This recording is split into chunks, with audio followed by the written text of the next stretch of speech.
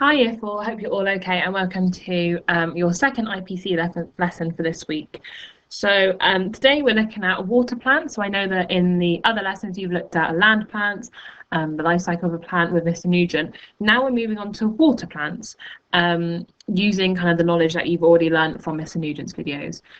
So you are going to be creating a fact file on water plants today. So your success criteria is to be able to recall some water plants. Some of you might know some already, but we're going to go through some, both in ponds and in the sea. You're going to be able to research 3 water plants. You're going to be doing some research for your fact file, and then to be able to compare the different types of water plants. So once you've done your research and you've created your fact file, you'll be able to then compare the similarities and differences between them, like where they live, what they look like, what temperature of water they live in, and things like that. So yeah, you should be able to achieve all these with making your fact file today.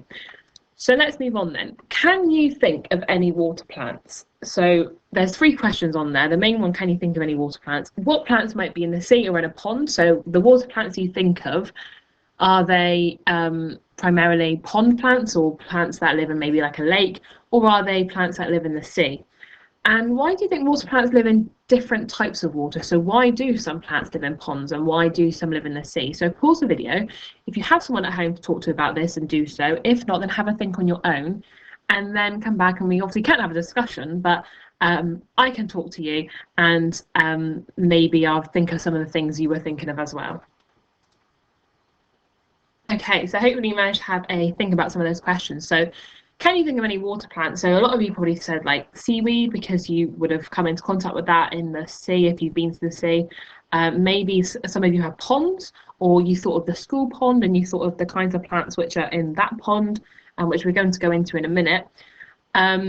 What plants might be in the sea and the pond? So hopefully the plants you thought of, you were able to remember where you might have seen them, or be able to recognise where they might be found, whether it's in the sea or the pond. And why do water plants live in different types of water? Now that's something we're going to look at in a minute, so I'm not going to kind of reveal the answer just yet. We're going to look into the different types of plants first. So I've just got some pictures of some common types of pond plants which you might recognise or you might have seen before. So we have the lotus flower here, very pretty flower. We have duckweed. Now our pond in school is full of duckweed. There's lots of it in there. We have a water hyacinth, so you can have land hyacinths as well, it's a type of flower, but you can also have them in water, so that's called a water hyacinth. And then we also have a water lily, which I'm sure some of you have seen before as well, where you have the lily pads with the big green leaves as well. So those are all some common types of pond plants. There are a lot more, and you might have thought of some more, and that's great. But those are kind of the 4 ones which I thought you may have heard of or may have seen before. So I put those on here. Moving on to sea plants then. The most common types of sea plants, there's seagrass, which looks like this, literally grass in the sea. We have kelp, which is over here, and we have seaweed. Now you can see just by the picture, they all look quite similar. Seaweed, the main types of seaweed, because seaweed is a generic term for lots of different types of seaweed, if that makes sense. The main ones are brown algae, red algae, or green algae. So if you are going to choose seaweed to research, you might want to do a specific type of seaweed, or you can just do general seaweed. I don't mind too much.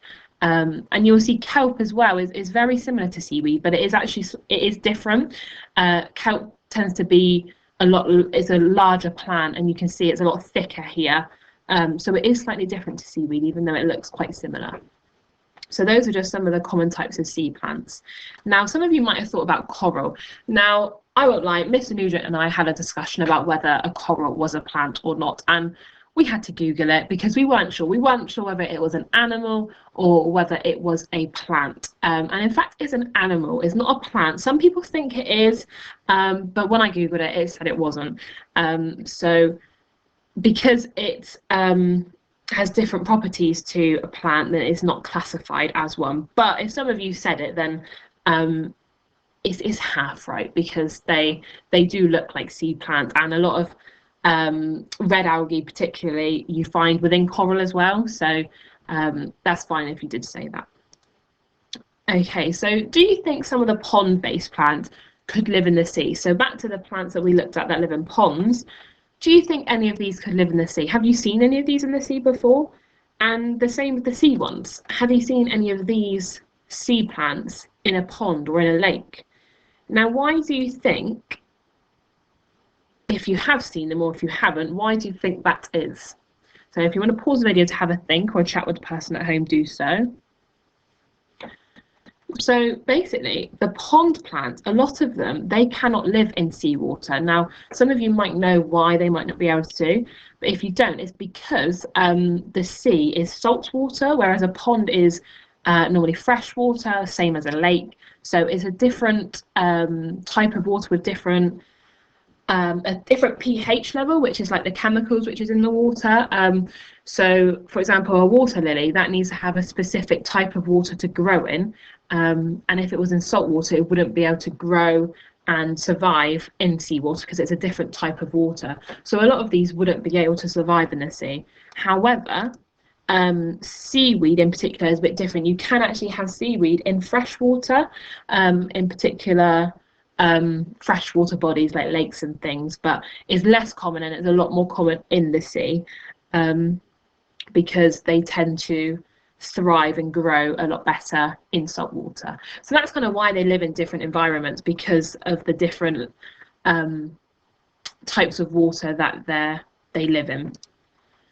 So your task then today is to create a fact file on 3 water plants. So you can choose which 3 ones you want to do. You can choose whether it's 3 of these. So you might want to do a lotus flower, a water lily, and some seaweed. Or you could do 3 sea plants. It's up to you. And if you have any more that you'd like to do, then feel free to do that. You don't have to do just the ones I've gone through today. Those were just to give you some ideas. So what you need to do is, in your fact file, you need to have a description of the appearance of your plant. So you need to have a bit about the colour of it, the size, what it looks like, and you can Google that. So you can Google a picture of it and describe it for me in your fact file based on the picture. It doesn't need to be too long, but just a simple description of what it looks like. Then I want you to think about or research what kind of water they live in, whether it's the sea, whether it's the pond, whether they can live in both, or whether they can just live in one, what kind of water, fresh water or salt water, and also what temperature the water should be, if there is a temperature. Some of these plants can live in any temperature. However, some need to be kept in a certain temperature. So if you can Google that as well, or research it, don't have to just use Google, you can hopefully find out what temperature the water needs to be. And then finally, you need to include a picture of the plant, or you can draw the chosen plant. It's up to you, I don't mind. So there's just 3 simple things that you need to include. If you want to include more, feel free, but I just thought I'd keep it nice and simple, because I know sometimes when you do research activities, there can be too many things to find out, and I want to keep it quite simple today. So there is a template saved on the website if you would like to use it for your fact file. There's a PDF version and a Word document if you would like to edit the Word document, or you can create your own, I don't mind. But just remember to send in a picture of it, because we'd love to see it and put it on the Year 4 webpage. Once you have completed it, what I'd like you to do is compare the water plants to the land plants you looked at with Mr. Nugent in the previous lesson. So what is the same or different about the water plants, the land plants, and also compare your water plants. What's different about your 3 water plants that you've chosen? So then use your fact file to compare them and think about the similarities and differences between the different types of plants. Okay, so hopefully that should be quite a nice activity for you to do. That's all for today, so quite a nice short video. I shall look forward to seeing your fact files. Thank you for watching.